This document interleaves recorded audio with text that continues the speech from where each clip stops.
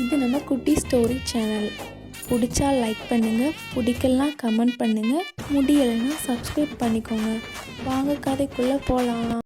ஒரு குட்டி பொண்ணு, சிட்டியில் உள்ள பொண்ணு, கிராமத்தில் உள்ள அவங்க பாட்டியோட வீட்டுக்கு போகிறா. வீட்டுக்கு போயிட்டு அங்கே உள்ள குடிசை வீடெல்லாம் சுற்றி பார்க்குறா. அந்த கிராமத்தில் உள்ள ஒவ்வொரு விஷயத்தையும் சுற்றி பார்த்து கவனிச்சிக்கிட்டே வரா. அங்கே அழகாக காற்றடிக்குது, அப்புறமா மரம் நிறைய இருக்குது. காலையில் எழுந்துச்சி பார்த்தா எல்லாரும் சாணத்தை எடுத்து வீடு தொளிச்சிட்ருக்காங்க. அந்த சாணத்தை எருத்தட்டி வச்சு காஞ்ச சாணத்தை எடுத்து அதை எரித்து சமையல் பண்ணுறாங்க. அந்த சாணத்தை வச்சே அடுப்பு செஞ்சு வச்சுருக்காங்க. அப்புறம் மாடு மேய்க்கிறாங்க. அந்த மாடை நல்லா கவனிச்சிட்டு அந்த மாட்டில் இருந்து பால் கறந்து அந்த பாலில் காஃபி போடுறாங்க. இதெல்லாம் கவனிச்சிட்டு அவள் உங்கள் பாட்டிக்கிட்ட வந்து அந்த குட்டி பொண்ணு சொல்கிறா, பாட்டி எனக்கு இந்த கிராமத்தை ரொம்ப பிடிச்சிருக்கு.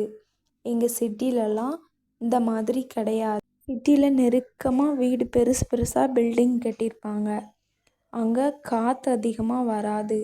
எங்கேயாச்சும் தான் ஒரு சில மரம் தான் இருக்கும். இங்கே தண்ணி வந்து இறைச்சி பிடிக்கிறாங்க. அங்கே அந்த மாதிரிலாம் கிடையாது. மோட்ரு போட்டால் தண்ணி.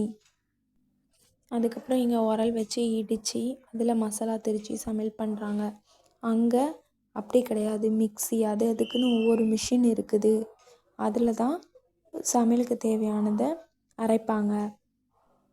இங்கே அம்மி, அதுக்கப்புறம் ஆட்டு உரல், மண்பானை சட்டி, இதிலெல்லாம் சமையல் பண்ணுறாங்கல்ல, இது ரொம்ப நல்ல ஆரோக்கியத்தை தருதில்ல. இந்த மாதிரிலாம் அங்கே இல்லை பாட்டி. இந்த மாதிரி சமையல் பண்ணால் ரொம்ப நல்லது. சிட்டிலலாம் ரெடிமேடாக ஸ்டிக்கர் வாங்கி ஒட்டுவாங்க கோலம்.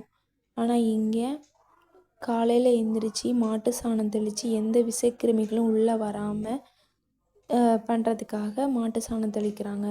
அப்புறமா பச்சரிசியில் கோலம் போட்டு எறும்புகளுக்கெல்லாம் அன்னதானம் பண்ணுற மாதிரி, சாப்பாடு கொடுக்குற மாதிரி பண்ணுறாங்க. அது ரொம்ப பிடிச்சிருக்கு. கேஸ் அடுப்பு யூஸ் பண்ணாமல் மண் அடுப்பு யூஸ் பண்ணுறாங்க. குக்கரில் சமைக்காமல் மண் பாத்திரத்தில் சமைக்கிறாங்க. இது ஒரு ஆரோக்கியத்தை தருதில்ல. இங்கே மாதிரி ஆரோக்கியமான மாட்டுப்பால்லாம் இல்லை. அங்கே ஃபுல்லுமே பவுட்ரு கலந்த பால் பாக்கெட்டில் தான் காஃபி போடுவாங்க.